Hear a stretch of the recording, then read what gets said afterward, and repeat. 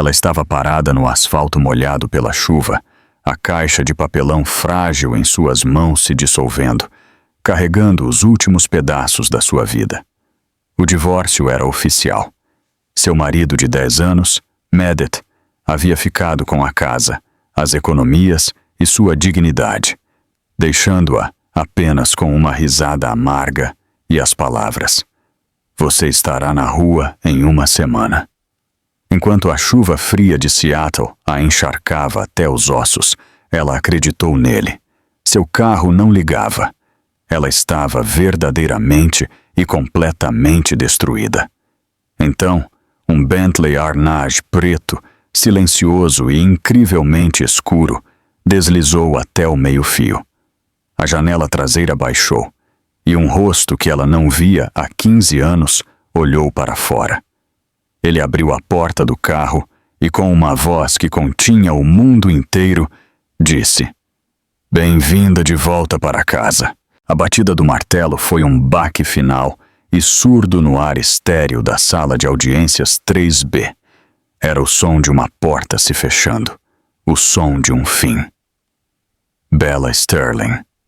Não, Bella Reis novamente. Ela tinha que se lembrar disso e manteve a coluna perfeitamente reta. Ela encarou os veios da madeira na mesa à sua frente, traçando um nó no verniz com os olhos, recusando-se a dar ao ex-marido a satisfação de suas lágrimas. "A dissolução é concedida", disse o juiz Miller, sua voz um zumbido monótono. "Ativos a serem divididos conforme o acordo pós-nupcial, anexo B." A advogada de Bella, uma jovem e exausta defensora pública chamada Sarah, pousou a mão gentilmente em seu braço. Bella não tinha dinheiro para um advogado de alto escalão. Medet, é claro, tinha o melhor que a Covington e Burling tinha a oferecer. Anexo B. O nó subiu na garganta de Bella. O acordo que ela havia assinado 3 anos atrás, quando Medet foi promovido a vice-presidente na Sterling Financial. Ela estava tão orgulhosa dele, tão confiante. Ele chamou de organização doméstica, uma formalidade para proteger nosso futuro. Ela não leu as letras miúdas. Ela não viu a cláusula que anulava sua reivindicação ao portfólio crescente dele se o casamento terminasse por qualquer motivo. O qualquer motivo acabou sendo chamado Chloe, sua assistente de 24 anos, cheia de ângulos agudos e ambição ainda mais afiada. Medet se levantou, abotoando seu terno Tom Ford feito sob medida. Ele ajeitou as abotoaduras, um sorriso de escárnio brincando em seu rosto perfeitamente bonito. Ele se inclinou para o advogado, sussurrou algo e ambos compartilharam uma risada baixa. Ele nem sequer olhou para Bella. Por que olharia? Ela era um objeto descartado. Bella havia conhecido Medet quando tinha 22 anos, uma promissora recém-formada na Escola de Design de Rhode Island. Seu portfólio em arquitetura sustentável e design de interiores tinha sido chamado de prodigioso. Então Medet apareceu. Ele era charmoso, determinado e inebriante. Ele amava a criatividade dela, ele dizia. Mas depois do casamento, criatividade se tornou um hobby fofo. Seu trabalho de design virou bagunça. Seus sonhos de abrir sua própria firma eram irrealistas e financeiramente irresponsáveis. "Eu ganho o suficiente para nós dois, Ellie", ele disse, o apelido carinhoso se tornando uma ferramenta de controle. "Por que você não foca em nós, em transformar nossa casa em um santuário?" E ela o fez. Ela colocou seus portfólios no sótão, onde juntaram poeira. Ela projetou o santuário dele, uma mansão minimalista e fria em Medina. Recebeu os sócios dele e lentamente, peça por peça, apagou a si mesma. A última lembrança daquela vida, a que finalmente a quebrou, nem foi a descoberta. Foi o som da descoberta. Ela havia voltado cedo de um almoço de caridade, segurando um pequeno esboço emoldurado que tinha feito, a primeira coisa criativa que criara em anos. Ela ia fazer uma surpresa. Ela ouviu risadas vindas do quarto principal. Não qualquer risada, uma risada aguda e performática que não era a dela. Ela abriu a porta. Chloe, vestindo o roupão de seda de Bella, estava sentada na beirada da cama deles. Medette estava parado perto da janela, com um copo de uísque na mão. Eles nem se assustaram. Apenas olharam para ela, como se fosse ela quem estivesse interrompendo. Bella, Medette disse, a voz monótona, irritada. Você chegou cedo. O pequeno esboço escorregou de seus dedos, o vidro se estilhaçando no chão de madeira. Ah, que bom, disse Chloe, olhando para a moldura quebrada. Ela quebrou algo. Você disse que ela era desajeitada. Isso foi há 6 meses. 6 meses de inferno legal, onde os advogados de Medette a pintaram como uma caça-fortunas instável e de temperamento artístico, enquanto o próprio Medette chorava pobreza no tribunal, escondendo ativos e contas offshore que Bella não podia provar que existiam. Ela se levantou. O tribunal estava se esvaziando. Medette e sua equipe já tinham saído, provavelmente a caminho do Canlis, para um almoço com champanhe. Sarah, sua advogada, olhou para ela com pena. Você tem para onde ir? O motel? Eu vou ficar bem. Bella mentiu, a voz rouca. Eu tenho meu carro. Ela saiu do tribunal do condado de King e deu de cara com uma parede de cinza. O céu de Seattle havia aberto em uma chuva torrencial e fria de outubro. Ela tinha uma mala e uma única caixa de papelão cheia dos poucos itens pessoais que os advogados de Medette não contestaram. Diários antigos, seus portfólios empoeirados e uma pequena fotografia desbotada de uma casa na árvore. Ela estava hospedada em um motel sombrio perto do aeroporto. Seu Honda Civic de 15 anos, o que ela tinha desde a faculdade, estava estacionado a 2 quarteirões de distância. Medette graciosamente a havia deixado ficar com ele. Quando chegou ao carro, a caixa de papelão estava cedendo, seu conteúdo úmido. Ela tateou em busca das chaves, as mãos tremendo de frio e adrenalina. Colocou a chave na fechadura. Girou. Clique. Tentou de novo. Clique. Clique. A bateria estava morta. É claro que estava. Era a piada cruel final do universo. Bella Reis, 32 anos. Graduada pela RISD e ex-esposa, estava na chuva torrencial, encostando a testa no vidro frio e molhado de seu carro morto. A caixa em seus braços finalmente cedeu, derramando sua vida no pavimento molhado. Esboços antigos, seus sonhos mais íntimos, agora eram apenas polpa encharcada. Um soluço, quente e cru, finalmente se arrancou de sua garganta. Ela afundou de joelhos na calçada, derrotada. Medette estava certo. Ela não tinha nada. Ela não era nada. Uma sombra caiu sobre ela. Ela não olhou para cima, assumindo que era um transeunte. Então, um ronco baixo e poderoso cortou o som da chuva. Um motor de carro que não engasgava, mas ronronava. Um longo, impossivelmente preto Bentley Arnage, um carro que parecia mais um bloco de obsidiana polida do que um veículo, parou ao lado dela. Estava tão perto que seus pneus quase tocavam o meio-fio. Ela protegeu os olhos da chuva.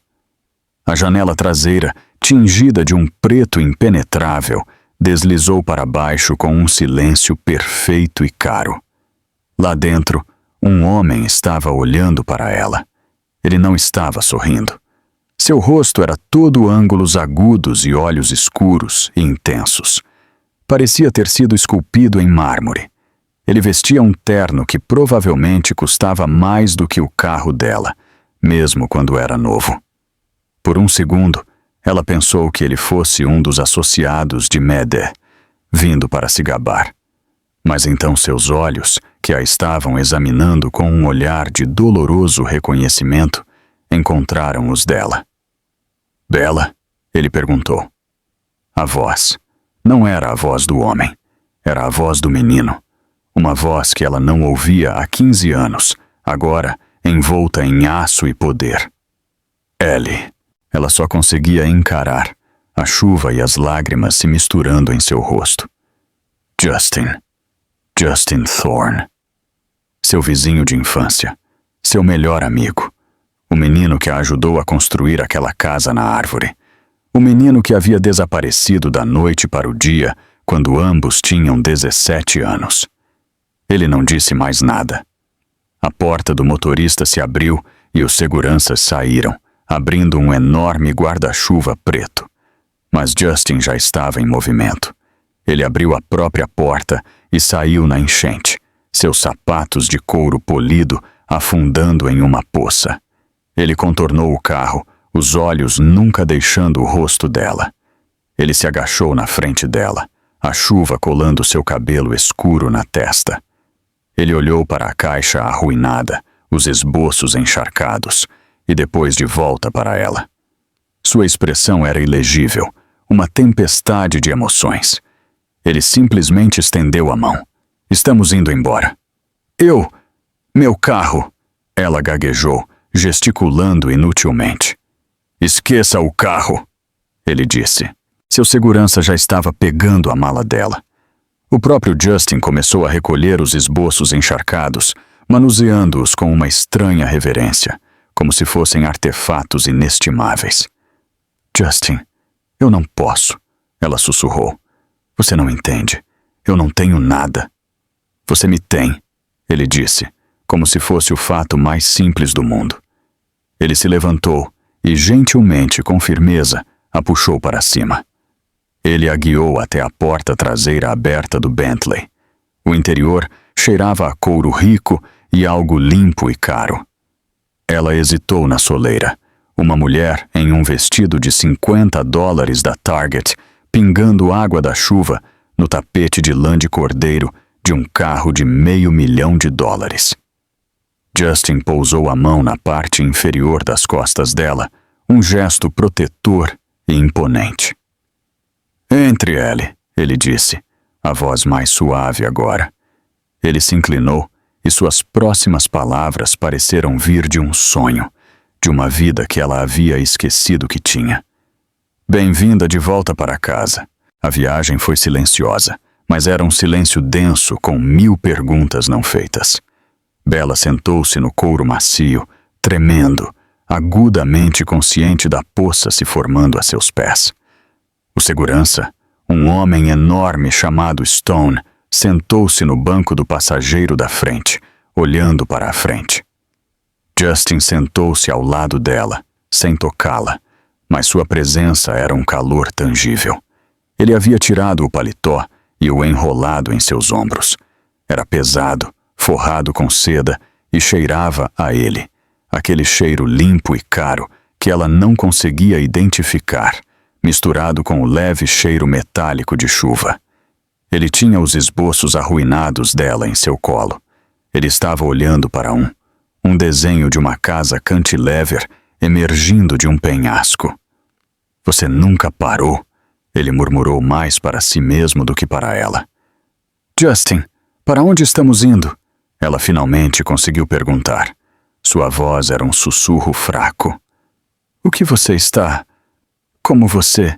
Estamos indo para um lugar seguro, ele disse, seus olhos escuros finalmente se levantando para encontrar os dela. A intensidade era surpreendente.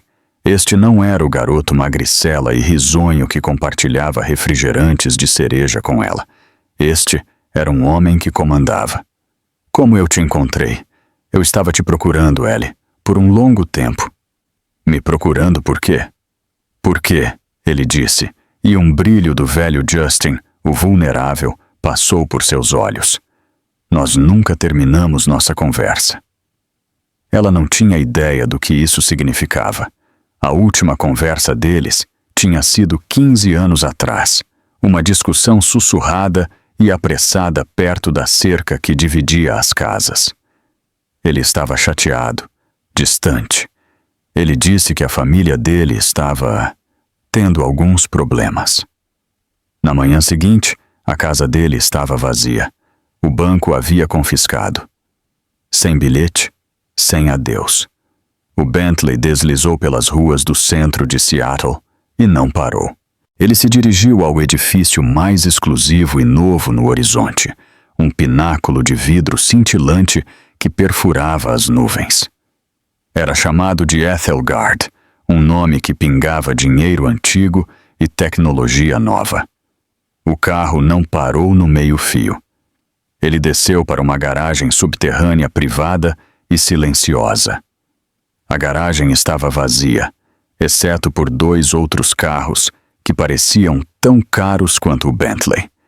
Eles estacionaram e Justin a levou para um elevador privado. Ele pressionou o polegar em um scanner biométrico. As portas do elevador se abriram com um assobio suave. Justin, que lugar é este? Ela perguntou, segurando o casaco dele com mais força. Eu não posso pagar por nada disso. Você precisa entender. Medit. Ele levou tudo. Eu tenho $400 na minha conta corrente. O maxilar de Justin apertou com a menção do nome de Medit. A única coisa que você precisa entender é que o nome dele é a última coisa com que você precisa se preocupar. E você nunca mais pagará por nada. Não, Bella disse, parando na porta do elevador. O velho medo, o medo de ser controlada, de ser uma possessão, ressurgiu. Eu não posso. Eu acabei de sair de uma gaiola, Justin. Eu não posso entrar em outra, mesmo que seja dourada. Ele olhou para ela e sua expressão suavizou. Ellie, você confia em mim? Eu não te conheço. Não mais. Justo, ele disse com um aceno. Então confie nela. Ele tocou a têmpora. Confie na garota que me conheceu antes de tudo. Ele gesticulou para o carro, a garagem. Eu não sou Medit Sterling. Ele disse o nome como se fosse uma doença. O elevador abriu diretamente para o apartamento. A respiração de Bella falhou. Não era um apartamento. Era o céu. Eles estavam em uma cobertura de 2 andares. Toda a parede voltada para o oeste era uma folha sólida de vidro de 9 metros de altura, com vista para a totalidade do Puget Sound. A chuva havia parado momentaneamente e as nuvens estavam se abrindo, revelando a linha irregular e nevada das montanhas olímpicas. O espaço era enorme, mas ao contrário da mansão fria de Medit, este era quente. Os pisos eram de nogueira escura e rica. Uma enorme mesa de carvalho de borda viva ficava em uma área de jantar. Uma cozinha moderna e elegante com acessórios pretos foscos ficava à esquerda, mas a peça central era uma sala de estar cavernosa com uma lareira simples e enorme, e no canto uma linda mesa de desenho e estação de arte de nível profissional. Justin, esta é sua casa. É de tirar o fôlego. Não é minha casa, Ellie, ele disse, caminhando em direção à estação de arte. Ele passou a mão sobre a madeira limpa e intocada da mesa de desenho. Então, de quem é? Ele se virou para ela. É sua. Bella riu, um som curto e histérico. Isso não tem graça. Por favor, apenas me leve para um abrigo ou para uma estação de ônibus. Eu vou me virar. Eu a comprei há 2 anos, ele disse, ignorando-a. Eu estava reformando. Ele caminhou até um painel digital elegante na parede. Eu ficava tentando descobrir o que estava faltando. Parecia vazio. Então, 6 meses atrás eu ouvi um boato de que a esposa de Medit Sterling estava infeliz, que ele era um bruto. Sua voz estava fria. Então eu comecei a procurar. Eu encontrei uma foto sua em um gala. Era você. Você ainda tinha os mesmos olhos tristes que tinha no dia antes de eu partir. Ele a estava perseguindo. O medo voltou, mais frio desta vez. Ele viu isso em seu rosto. Não, Ellie, não assim. Eu estava apenas me certificando de que você estava bem. E quando descobri que você não estava, eu comecei a construir. Ele tocou na tela. Uma seção da parede que parecia um painel sólido de madeira escura deslizou aberta com um assobio pneumático. Era um estúdio de design completo. As prateleiras estavam cheias de materiais de arte intocados, impressoras 3D e ferramentas de modelagem. E na parede, Bella sentiu os joelhos fraquejarem. Na parede, emoldurados e lindamente iluminados, estavam seus esboços. Não os encharcados da caixa. Dezenas deles. Seu portfólio da faculdade. Seus projetos de pós-graduação. O trabalho prodigioso que ela pensou estar perdido para sempre. Como? Ela sussurrou, caminhando em direção a eles, a mão estendida. Sua mãe, Justin disse suavemente. Eu a encontrei no Arizona 10 anos atrás. Ela guardou tudo. Ela faleceu, Ellie. 5 anos atrás. Sinto muito. Ela deixou tudo isso para você sob meus cuidados. Ela sempre esperou que eu te encontrasse de novo. Bella tocou na moldura do projeto de sua tese, um design para uma comunidade de artistas autossustentável. Ela não o via há uma década. Lágrimas escorreram pelo seu rosto, mas desta vez não eram por Meredith. Eram por sua mãe. Pela garota que ela costumava ser. Eu não posso aceitar isso, Justin, ela disse, a voz embargada. Isso é demais. Não é um presente, ele disse, e sua voz mudou. Tornou-se a voz do CEO. É uma oferta. A Thorn Industries está lançando uma nova divisão. A Thorn Futuros Sustentáveis. Estou construindo comunidades inteiras, Ellie. Não apenas torres de vidro. Eu preciso de uma chefe de design. Eu preciso de alguém que possa projetar casas que também sejam arte. Eu preciso de alguém que veja o mundo do jeito que você vê. Ele caminhou até a mesa de desenho. Eu instalei tudo isso na semana passada. O emprego é seu. O salário é significativo. Esta cobertura é o pacote padrão de moradia executiva para funcionários de alto escalão. Ele estava lhe dando uma saída, uma maneira de aceitar isso com sua dignidade intacta. Ele não estava lhe dando uma gaiola dourada. Ele estava lhe dando um emprego, uma vida. Você nem viu meu trabalho em 15 anos, ela argumentou fracamente.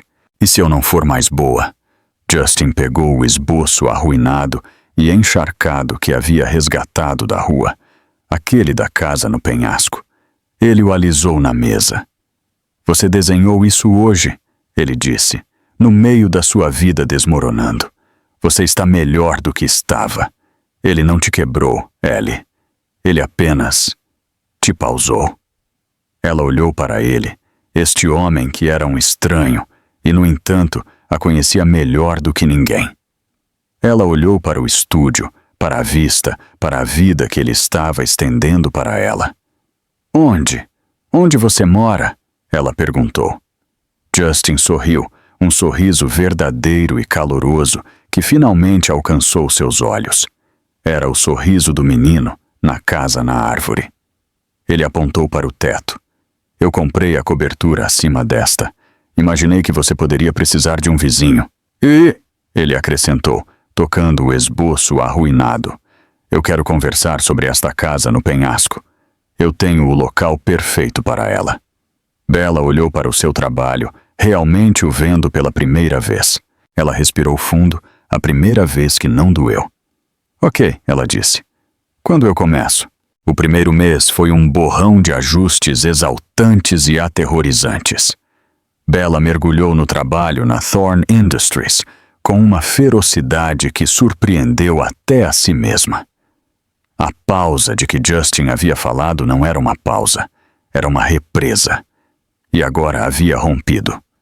A cobertura, que ela havia aceito oficialmente como parte de seu pacote de remuneração executiva, rapidamente se tornou seu santuário.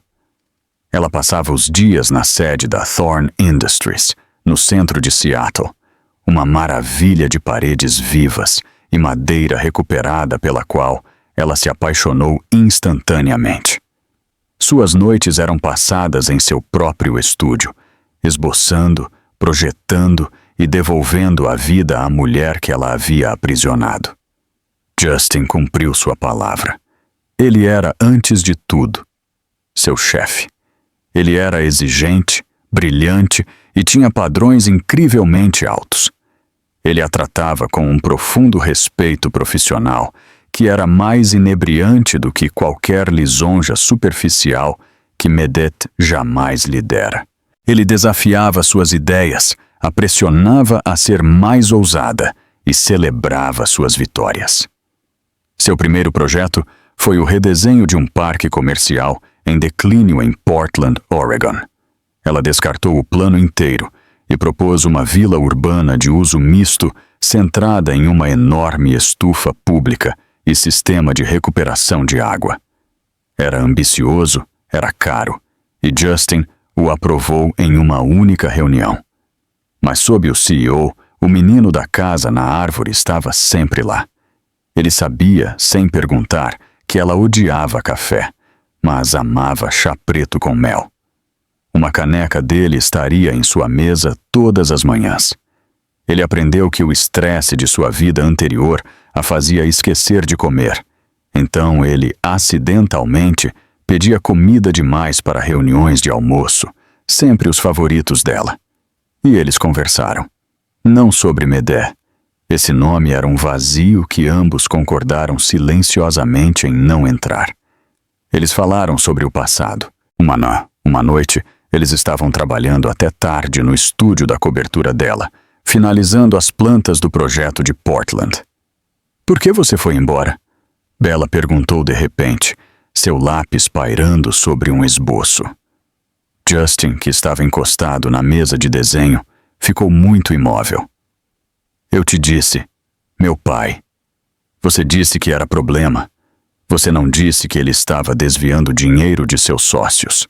Justin olhou para ela, o rosto como uma máscara. "Eu pedi para meus investigadores particulares investigarem você, Ellie. Você achou que eu não poderia investigar você?"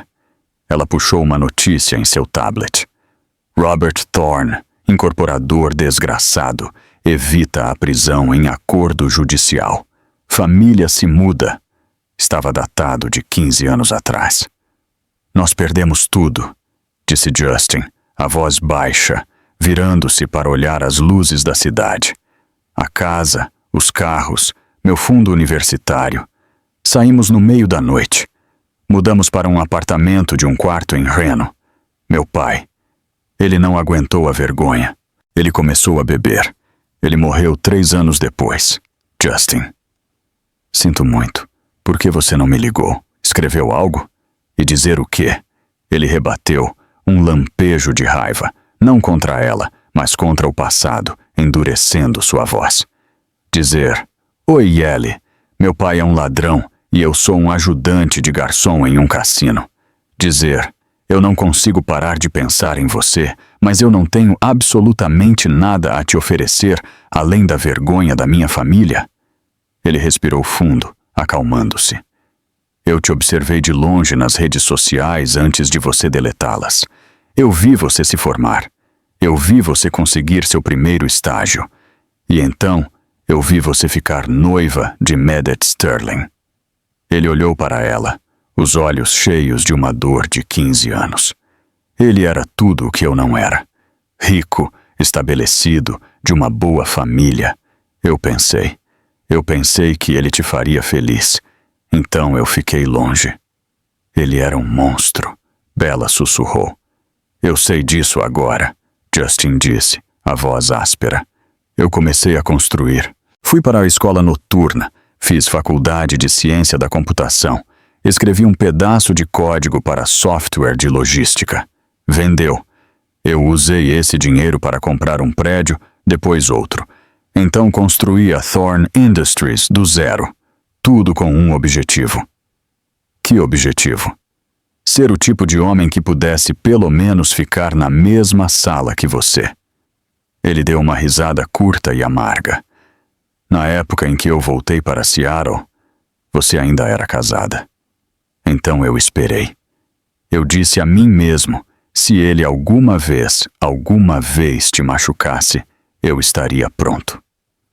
O ar no estúdio estava elétrico. Este não era um chefe e sua funcionária. Este era um homem confessando uma vida inteira de devoção. Justin, ela começou. Antes que ela pudesse terminar, seu telefone pessoal, um novo que a segurança de Justin havia lhe dado, vibrou na mesa. Ela o havia bloqueado em tudo, mas este era um número desconhecido. Ela ignorou. Ele vibrou de novo e de novo. Uma mensagem de texto. Você não pode se esconder na torre de vidro dele para sempre, Bella. Você se acha muito melhor do que eu. Outra mensagem de texto. Era uma foto. Era ela entrando no edifício Thorne naquela manhã, tirada do outro lado da rua. Ele vai se cansar de você assim como eu me cansei, mas eu não terminei com você. Você me deve. Um pavor frio, um sentimento que ela pensou ter deixado naquele tribunal, inundou seu corpo. Ela deve ter ficado pálida porque Justin estava instantaneamente ao lado dela. O que é, Ellie? O que está errado? Ela mostrou o telefone. O rosto de Justin, que tinha sido tão aberto e vulnerável, se transformou. O calor desapareceu, substituído por uma fúria fria e perigosa, que era aterrorizante de se ver. Ele não falou. Ele simplesmente pegou seu próprio telefone e discou para Stone, seu chefe de segurança. Ele está observando ela, Justin disse, a voz letalmente calma. Encontre-o, obtenha uma ordem de restrição e descubra tudo que ele está escondendo. Eu quero saber onde ele leva a roupa para a lavanderia. Eu quero saber quanto ele dá de gorjeta no café. Eu quero saber tudo. Ele desligou e olhou para ela. Ele nunca mais chegará perto de você. Eu prometo isso. Mas Bella conhecia Maddie. O orgulho dele era uma coisa viva e venenosa. Ele não seria simplesmente assustado por um segurança. Ele havia perdido a esposa. Ele havia perdido o controle. E agora ele a estava vendo ter sucesso em um nível que ele só podia sonhar. Este não era um final. Era um novo e mais feio começo. Justin, ela disse, a voz trêmula.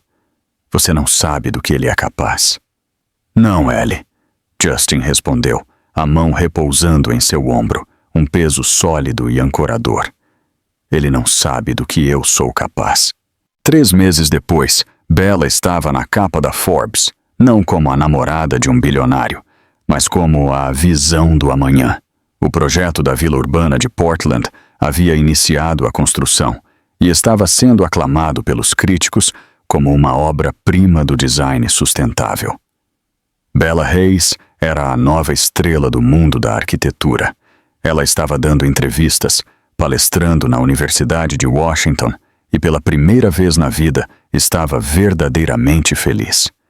Seu relacionamento com Justin havia se estabelecido em um vínculo profundo e tácito. Ele era seu campeão, seu confidente e seu melhor amigo novamente. A linha física entre eles era tensa, não cruzada. Ele não a tinha beijado. Ele não tinha pressionado. Ele estava, como havia prometido, deixando-a liderar. Ele estava dando a ela espaço para curar, para se tornar ela mesma. E quanto mais espaço ele lhe dava, mais ela se via querendo encurtar a distância. Medete havia ficado em silêncio. A ordem de restrição havia sido entregue e a equipe de segurança de Justin era uma presença sutil, mas constante. Bella quase se convenceu de que ele havia superado, fugindo em derrota. Ela havia esquecido, no entanto, que o maior talento de Meredith Sterling era a humilhação pública. O convite era para o gala anual do Museu de Arte de Seattle. A Thorne Industries era a principal patrocinadora. Era, na verdade, a festa de apresentação pública de Bella. Seria a primeira vez que ela seria publicamente celebrada por seu trabalho. Ela passou semanas em seu vestido, não comprando um, mas projetando-o. Era uma seda verde esmeralda profunda, com um corpete arquitetônico estruturado que ecoava seus princípios de design. Quando ela encontrou Justin no elevador privado, ele simplesmente parou. Ele estava em um smoking impecável sob medida, mas seus olhos estavam apenas nela. Ellie, ele respirou. Você é tudo. O gala foi um evento cintilante. O salão principal do museu estava cheio da elite de Seattle. Dinheiro antigo, titãs da tecnologia e políticos. Bella estava nervosa, mas Justin a manteve ancorada. Ele segurava seu cotovelo, murmurava um nome em seu ouvido e a guiava perfeitamente pelo labirinto social. Ela estava no meio de uma conversa com o prefeito quando sentiu um arrepio, o tipo de pavor que espetava na nuca. Ela se virou.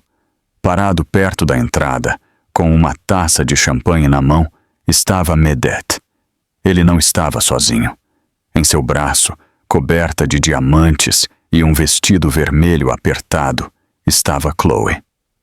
Justin, Bella sussurrou, sua mão apertando o braço dele. A cabeça de Justin virou em direção à porta. Seu sorriso evaporou. Stone, ele disse em sua manga. Ele está aqui. Como? Medette levantou a taça para ela, um brinde zombeteiro. Ele havia conseguido um ingresso. Ele deve ter comprado uma mesa apenas para isso. Apenas por causa dela. Está tudo bem, ela disse, tentando controlar a respiração. Ele não pode fazer nada. Ele está apenas olhando. Não deixe que ele arruine sua noite, Ellie. Ele é irrelevante. A apresentação principal começou. O diretor do museu subiu ao palco, seguido por Justin, que fez um discurso sobre a importância da arte em espaços públicos. E então ele apresentou Bella. A Thorne Industries é construída na busca pelo futuro, ele disse, sua voz ressoando de orgulho, seus olhos a encontrando na multidão. Mas eu tive sorte, nossa nova chefe de design. A visionária por trás do projeto Portland é também minha amiga mais antiga. Por favor, deem as boas-vindas a Bella Reis. A sala explodiu em aplausos. Bella caminhou em direção ao palco, seu coração em êxtase. Ela estava conseguindo. Ela estava aqui. Ela pegou o microfone. Obrigada, Justin. Obrigada ao museu. Uma salva de palmas, pessoal. Uma nova voz aguda e carregada de sarcasmo cortou a sala. Medette estava caminhando em direção ao palco, sua taça erguida. Chloe o seguiu, filmando em seu telefone. Vamos aplaudir Bella Sterling, minha talentosa esposa. A sala ficou em silêncio. As pessoas pareciam confusas. Ex-esposa Medette, Bella disse, a voz trêmula, mas firme. Você não é bem-vindo aqui. Oh, mas eu sou um patrono, Medette disse, fingindo surpresa. E estou tão orgulhoso. Quer dizer, eu sempre soube que ela tinha isso dentro dela. Afinal, eu sou quem pagou por todos os hobbies dela. Justin saiu do palco em 1 segundo. Stone, tire-o daqui, agora. Não me toque, Medette gritou, recuando enquanto a segurança se aproximava. Eu tenho o direito de estar aqui. Eu tenho o direito de parabenizar minha esposa pelo sucesso dele. Ele fez aspas no ar. Sucesso que ela construiu com meu dinheiro, em ideias que ela teve na minha casa. Este era o plano dele. Não um ataque físico, mas um assassinato público de sua personagem. Você é patético, Medette, Justin disse, a voz em um rosnado baixo. Sou? Medette riu. Pergunte a ela. Pergunte a ela onde ela conseguiu a inspiração para sua preciosa vila urbana. Vá em frente, Ellie. Diga a eles. Bella sentiu o sangue escoar de seu rosto. Eu vejo que você se lembra, Medete zombou. Aqueles pequenos esboços sobre os quais você costumava chorar. Aqueles que você disse que eram o trabalho da sua vida. Aqueles que eu paguei para você fazer enquanto você morava na minha casa comendo minha comida. Ele estava falando sobre a tese da faculdade dela, a comunidade de artistas. O projeto Portland era uma evolução disso. Ele estava reivindicando-o. Ele está mentindo, Bella disse, mas sua voz foi abafada pelos suspiros. Estou? Medete puxou um pedaço de papel dobrado do bolso. Ele o ergueu. Era um de seus esboços antigos. Isto parece familiar. É de 2019, durante nosso casamento. Engraçado, parece exatamente com as plantas do projeto Portland. Ele estava misturando verdades e mentiras. O esboço era antigo, mas a ideia era dela de muito antes de ela conhecê-lo. Você é uma fraude, Bella. Medete cuspiu. Você é uma ladra comum. E você? Ele disse, apontando para Justin. Você está dormindo com ela, então você é tão ruim quanto. Já chega! Justin avançou, mas Stone o segurou. Uma mulher do Seattle Times estava rabiscando furiosamente. Câmeras estavam piscando. Isto era um desastre. Na verdade, Medete gritou, a voz exultante. Estou apenas protegendo meus próprios interesses. Meus advogados entrarão em contato, Bella. Estaremos entrando com uma ação judicial contra o projeto Portland e um processo por roubo de propriedade intelectual. Eu te vejo no tribunal. De novo. Ele jogou o esboço no palco. Ele aterrissou a seus pés. A segurança o agarrou, mas o dano estava feito. Ele e Chloe estavam rindo enquanto eram arrastados para fora. Ele planejou isso. Bella sussurrou, encarando o esboço.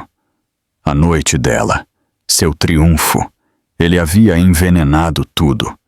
Ela olhou para o mar de rostos. Eles não estavam admirando. Estavam suspeitos. Estavam julgando. Ela era mais uma vez o centro de um escândalo. Ela se virou e correu. Ela fugiu do palco, empurrando Justin e correndo para a fria noite, seu lindo vestido autoprojetado, parecendo uma fantasia para uma tola. A queda foi imediata e brutal. Na manhã seguinte, a manchete do Seattle Times dizia: Escândalo do Gala. Visionária da Thorne acusada de roubo por ex-marido. O conselho da Thorne Industries estava em pânico.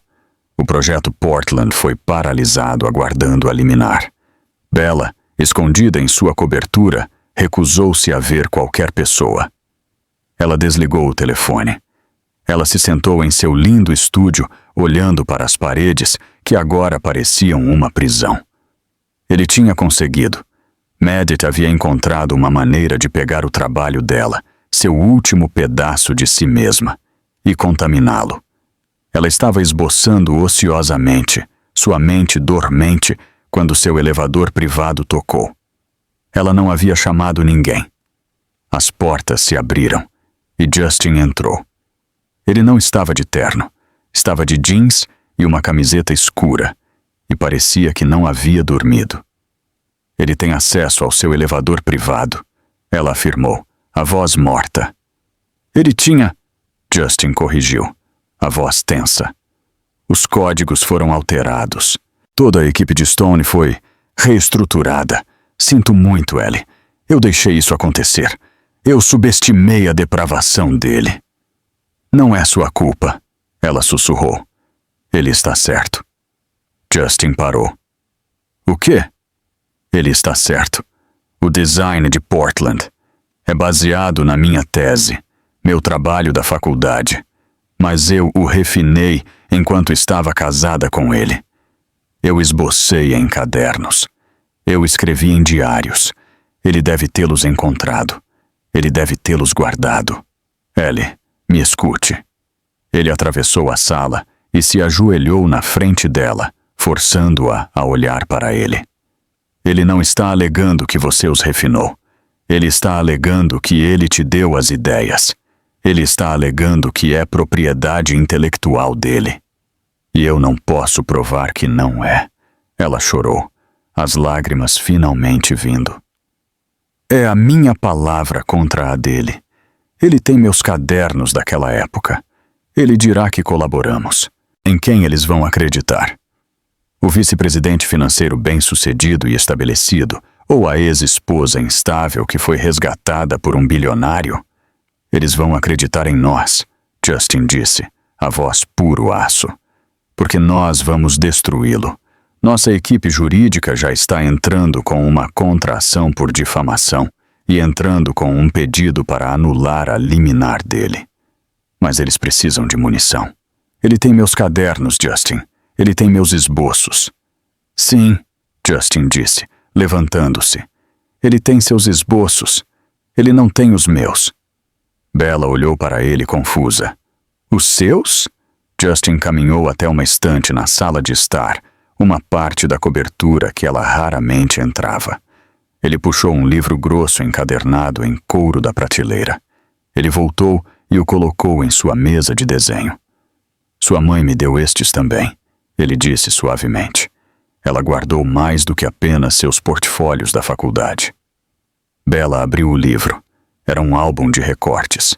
E dentro, em papel amarelado e desbotado, havia desenhos. Um desenho de uma casa de pássaros datado de quando ela tinha 9 anos. Um esboço da casa na árvore deles com Top Secret escrito em giz de cera. E então ela viu. Um desenho detalhado e complexo de uma cidade em um jardim. Uma estrutura de vários níveis com cachoeiras, cúpulas de vidro e paredes vivas. Era a fantasia de uma criança, mas o DNA do projeto Portland estava inegavelmente lá. Na parte inferior, em sua cursiva infantil, estava datado. 19 de julho de 2008. Idade 15. Muito antes de ela ter ouvido o nome Meredith Sterling. Justin, ela respirou, traçando as velhas linhas de lápis. Tem mais, ele disse. Ele virou a página. Era uma carta. Dela. Endereçada a ele. Tinha sido dobrada e guardada no livro. Caro Justin, estou escondendo isso na casa na árvore. São os planos para o nosso futuro.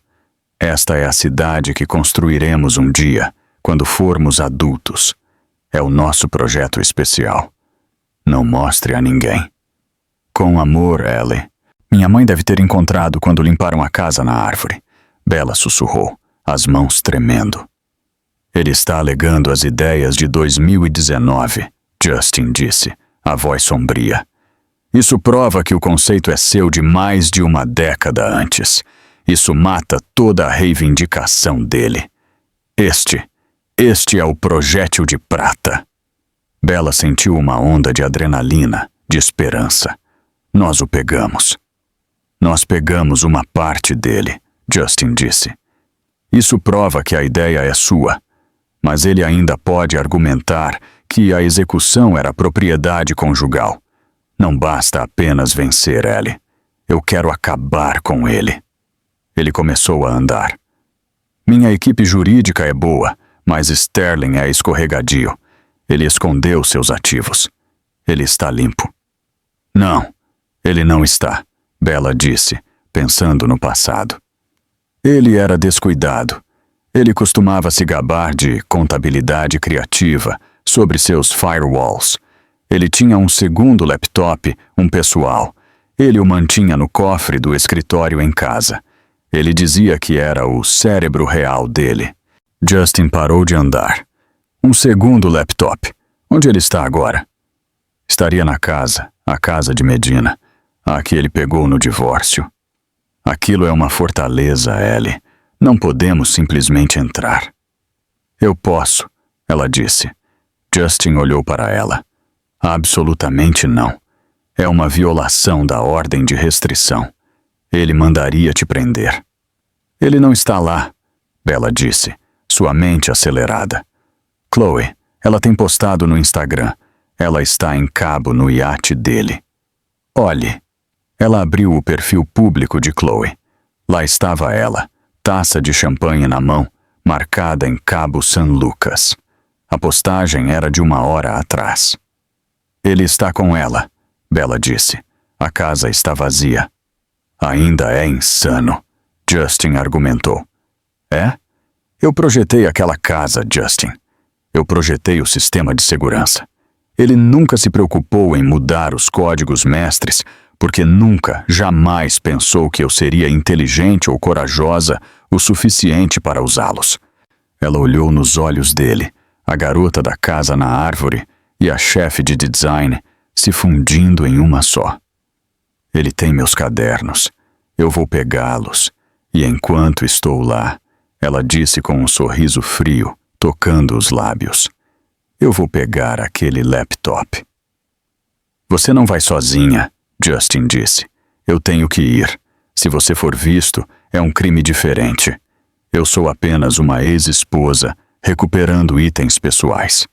Você é um CEO rival invadindo e entrando. Eu não vou arrastar você para baixo comigo. Ela pegou suas chaves. Apenas peça para Stone me levar até lá e tenha nossos advogados prontos. Eu estou indo para a guerra. A casa de Medina estava escura. Ela ficava na beira do lago Washington, um monumento de vidro e aço que já havia sido sua prisão. Stone, o segurança de Justin, deixou o carro parado no final da entrada privada, escondido por um bosque de abetos. Você tem 5 minutos, Sra. Hayes, Stone disse, a voz tensa. Ordens de Justin. Depois disso, eu estou entrando. Você não terá que entrar, Bella disse. Ela saiu do carro, uma figura pequena e escura na noite. O código para o portão era o aniversário de sua mãe. 16. Ele apitou verde. Ele nunca mudou. A arrogância. O código da porta da frente era a data em que ele havia sido promovido a vice-presidente. 1102. Ele clicou aberto. A casa estava silenciosa, mas não estava vazia. Cheirava ao perfume enjoativo de Chloe. Os sapatos dela estavam jogados no corredor. Roupas estavam penduradas nos móveis. O santuário estéril que Bella havia mantido agora era um espaço bagunçado e vivido. Ela foi direto para o escritório em casa. O cofre estava atrás de uma pintura minimalista, assim como ela havia deixado. O código era o aniversário de casamento deles. Tutu. Ela se encolheu ao digitá-lo. O cofre abriu com um assobio. Dentro estava o laptop e uma pilha de seus cadernos Moleskine. Seu coração martelou. Ela os pegou, enfiando-os na mochila que havia trazido. Ela estava prestes a fechar o cofre quando viu um brilho de vermelho. Era uma pequena caixa de joias de veludo. Não dela. Curiosa, ela a abriu. Dentro havia um anel de diamante enorme e chamativo. Um novo. Um anel de noivado. E debaixo dele, um post-it. Propriedade de C. Jensen. Mal posso esperar para ser Sra. Sterling. Ele ia se casar com ela. O pensamento era tão absurdo que Bella quase riu. Ele não vai se casar com você, querida. Bella congelou. O sangue gelou em suas veias. Ela se virou lentamente. Chloe estava parada na porta. Ela não estava em cabo. Estava em um roupão de seda, outro de Bella, e estava segurando uma taça de vinho. Eu vi a luz do portão piscar no painel de segurança, Chloe disse, tomando um gole. Eu imaginei que era apenas Medea esquecendo as chaves. Mas... você. Isto é muito melhor. Chloe, eu estou apenas pegando minhas coisas. Suas coisas! Chloe riu, um som agudo e cortante. Parece que você está roubando o lugar. Medeth vai adorar isso. Ele vai mandar te prender. Você vai perder tudo. Ela levantou o telefone, pronta para discar. Ele não está se casando com você, Chloe, Bella disse, a voz surpreendentemente firme. Ele está te usando, assim como usou a mim. Oh, por favor, me poupe do discurso da esposa injustiçada. Ele me ama. Ele está me dando tudo o que negou a você. Está? Bella disse, segurando a caixa de anel. Ou ele está apenas te comprando. Você é o álibi dele para o gala. Você é a testemunha dele para o processo. Você é um acessório. No segundo em que você parar de ser útil, ou no segundo em que você tiver rugas, ele vai te substituir, assim como a mim. O sorriso de Chloe vacilou. Um brilho de insegurança, de verdade, passou por seus olhos. Ele é um monstro. Bella pressionou, caminhando lentamente em direção a ela. Ele não te ama. Ele ama vencer. E ele está arrastando você para o crime dele. Quando ele for preso por este processo fraudulento, você será uma cúmplice. Ele não vai perder. Chloe cuspiu, mas sua voz vacilou. Ele vai. Eu tenho provas de que o design era meu de antes de eu sequer conhecê-lo. Ele está cometendo perjúrio e você está ajudando. Chloe estava quieta, sua mão artisticamente manicurada tremendo. Ele tem estado diferente. Chloe sussurrou, sua bravata desmoronando. Desde o gala, ele está com raiva o tempo todo. Ele agarrou meu braço ontem à noite, deixou um hematoma. Ela tocou seu bíceps coberto de seda. Bella sentiu uma súbita pontada indesejada de pena. É assim que começa, Chloe. Um agarrão, depois um empurrão, depois pior. Eu não estou aqui para te machucar. Estou aqui para recuperar minha vida do homem que está nos destruindo a ambas. Bella estendeu a mão. Ele está em Cabo, não está? Mas ele te deixou aqui. Para quê? Para ficar de guarda. Você merece coisa melhor do que ser o cão de guarda dele. Chloe olhou para o telefone em sua mão, depois para Bella. Ela era uma garota má, ambiciosa e cruel, mas também era, Bella percebeu, apenas mais uma vítima na órbita de Medet. Ele não está em Cabo, Chloe disse, a voz monótona. Ele está em uma reunião com o outro banqueiro offshore dele, um Sr. Haas.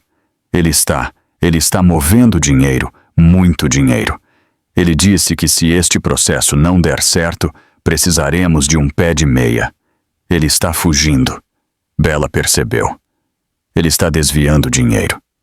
Eu o ouvi no telefone, Chloe disse, as palavras jorrando. Ele tem sifonado das contas dos clientes dele, pequenas quantias por anos. Ele chamou de aparar a gordura. Aquele laptop não é apenas o cérebro dele, é o livro-razão dele. Tudo, cada centavo. Isso era maior do que um processo de difamação. Este era um crime federal. Me ajude, Chloe, Bella disse. Ele vai para a prisão. Você pode ser a garota que foi com ele ou pode ser a mulher que ajudou a colocá-lo lá. Justin Thorne, meu chefe, ele é um homem poderoso. Ele pode te proteger. Ele pode te dar um novo começo, em um lugar onde Medet nunca possa te encontrar. Chloe olhou para o anel de diamante na mão de Bella. Seu rosto endureceu. Ela não era uma boa pessoa, mas era uma pessoa prática. Ele se gabou, Chloe disse, a voz baixa. Depois do gala, ele estava bêbado. Ele disse que ia arruinar você. Ele disse, ela se acha tão inteligente. Eu vou possuí-la. Eu vou dizer a eles que eu dei as ideias a ela. Ela não é nada sem mim. O sangue de Bella gelou. Você o gravou? Chloe deu um sorriso lento e predatório. Ele sempre gostou quando eu o filmava. Ele é tão vaidoso. Ela pegou o telefone. Ela tocou em alguns botões e então apertou o play. A voz de Medet encheu a sala, bêbada e arrastada, mas inconfundível. Diga a eles que eu dei as ideias a ela. Ela não é nada. Era a arma fumegante, uma confissão completa. Eu te mando por mensagem, Chloe disse, e eu vou testemunhar em troca de imunidade total e uma passagem de avião para, digamos, Sydney. Feito, Bella disse. Seu telefone vibrou. O arquivo de vídeo chegou. Agora saia, Chloe disse, esvaziando sua taça de vinho. Eu vou fazer minhas malas. Bella não hesitou. Ela correu para fora da casa, agarrando a mochila, seus cadernos e todo o empreendimento criminoso de Medet. Ela pulou no carro. "Stone, dirija!" ela disse, a voz trêmula de adrenalina. "E coloque o Sr. Thorne na linha, agora. Diga a ele. Diga a ele que nós vencemos." Eles não foram a tribunal. A equipe jurídica de Justin, armada com os esboços de 15 anos, o laptop e o vídeo de Chloe, não tinha apenas um projétil de prata. Eles tinham um arsenal nuclear. Eles organizaram uma mediação nos escritórios da Covington & Burling, o próprio escritório de advocacia de alto escalão de Medet. Medet chegou bronzeado de cabo, parecendo arrogante e vitorioso. Ele claramente não tinha ideia de que Chloe havia mudado de lado. Ele se sentou na longa mesa polida, flanqueado por seus advogados, com um sorriso de escárnio no rosto. "Bela, Justin", ele disse, acenando. "Que bom que vocês caíram em si. Minha oferta é simples. 50% dos lucros do projeto Portland e um pedido de desculpas público de você." Ele apontou para Bella, pela sua pequena manobra no gala. A advogada principal de Justin, uma mulher perspicaz chamada Harriet, apenas sorriu. "Não temos intenção de aceitar sua oferta, Sr. Sterling. No entanto, estamos aqui para apresentar nossa contra-oferta." "Contra-oferta", Medet riu. "Você não tem nada." "Nós temos isto", Harriet disse. Ela deslizou um tablet pela mesa. "É um vídeo de sua noiva, a Sra. Jensen. Preferiríamos assisti-lo juntos." Ela apertou o play. A sala de conferências foi preenchida com a própria voz bêbada de Medet. "Eu vou dizer a eles que eu dei as ideias a ela. Ela não é nada sem mim." O bronzeado de Medet desapareceu. Seu rosto ficou pálido e doentio. Seus advogados, que pareciam tão confiantes, agora o encaravam com horror aberto. Isso é deepfake", Medet gaguejou. "Ela é uma psicopata.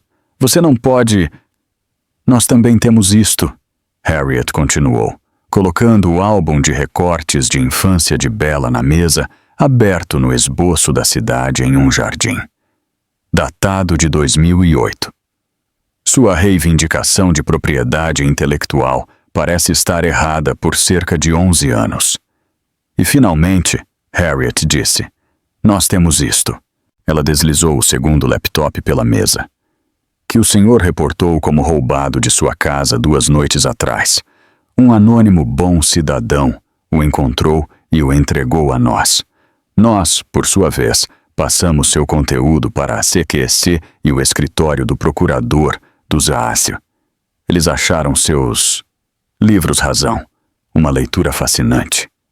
Um dos advogados de Medet se levantou abruptamente, o rosto pálido. "Esta reunião acabou. Sente-se", Harriet ordenou, a voz como gelo. "Acabou. Aqui está o que acontece agora. O senhor vai assinar este documento desistindo de seu processo, perdendo todas e quaisquer reivindicações contra os reis e assinando um acordo de confidencialidade permanente e blindado. O senhor nunca mais falará o nome dela ou do Sr. Thorne em público ou privado." "E se eu não assinar?" Medet sussurrou. Sua bravata desapareceu, substituída pelo medo trêmulo de um animal encurralado. "Se você não assinar..." Justin falou pela primeira vez, a voz em uma calma mortal. "Eu financiarei pessoalmente a ação coletiva para cada cliente que você já roubou. Eu comprarei a firma para a qual você trabalha e o demitirei. E Bella o processará por difamação, perjúrio e sofrimento emocional por tanto dinheiro que seus netos estarão endividados. Mas nada disso realmente importa." Pontualmente, as portas de vidro da sala de conferências se abriram. 2 policiais uniformizados de Seattle e 2 homens de terno escuro do FBI entraram. "Medet Sterling", disse um dos agentes. O senhor está preso por fraude eletrônica, fraude de valores mobiliários e desvio de dinheiro. Medet olhou para Bella, os olhos arregalados de descrença. Ele olhou para Justin. Ele estava completa, totalmente destruído. Bella se levantou enquanto eles o algemavam. Ela não sentiu nada, nem ódio, nem pena, nem mesmo alegria, apenas silêncio. Finalmente, estava verdadeiramente acabado. Ela saiu da sala de conferências, a mão de Justin nas costas dela. Ela não olhou para trás. 2 semanas depois, Bella estava em seu estúdio na cobertura. O projeto Portland estava de volta, em aceleração. Seu nome foi limpo e sua reputação estava mais forte do que nunca. Chloe estava, conforme prometido, em uma praia em Sydney, seu testemunho dado por depoimento. Bella estava olhando para um novo conjunto de plantas. Aquelas que Justin havia resgatado da rua encharcada de chuva, a casa no penhasco. O elevador tocou. Justin entrou segurando 2 taças de champanhe. Ele parecia relaxado, a fúria persistente dos últimos meses finalmente desaparecida de seus olhos. Ele entregou a ela uma taça. Um brinde. Ao futuro. Ao futuro, ela concordou, batendo sua taça contra a dele. Eles ficaram em silêncio confortável, observando o pôr do sol pintar as montanhas olímpicas em tons de roxo e dourado. Não é apenas um pacote de moradia executiva, é? Bella perguntou suavemente.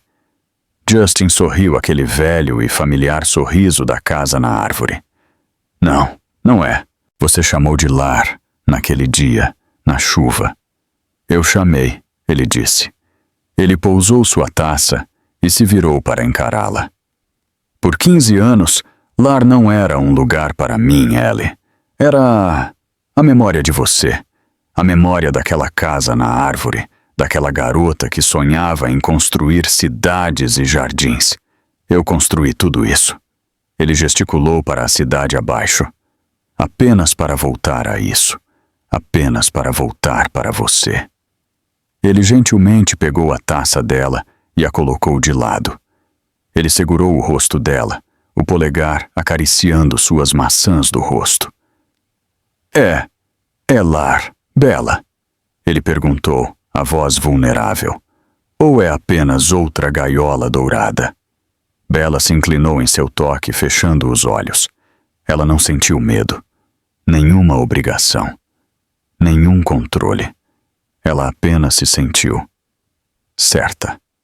Você não é meu chefe, ela sussurrou. E você não é meu salvador. Ela abriu os olhos, o olhar claro e forte. Você é meu parceiro, Justin, em tudo isso. Ela se levantou na ponta dos pés e o beijou. Não foi um beijo desesperado, carente. Foi um beijo de chegada. Foi uma promessa.